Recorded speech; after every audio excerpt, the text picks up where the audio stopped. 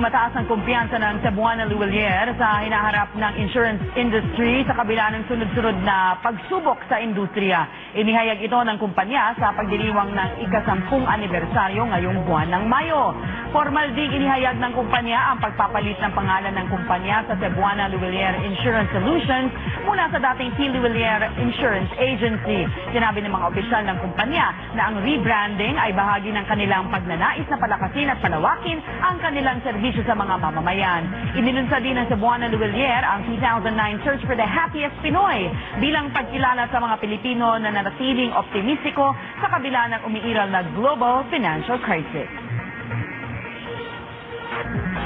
Mga kaibigan, inyo pong natunghayan ng mga sariwang balita sa kalakalan at ekonomiya. Muli po tayo magkita-kita bukas araw ng Huwebes sa parehong oras sa timpilan. Po ang inyong lingkod, si Miguel Hill. At ako naman po, si Nika Cleofe Alihar. Sa ngalan po ng lahat ng bumubuo ng programang ito, maraming salamat sa inyong pagtangkilik dito sa nag-iisang Money Matters.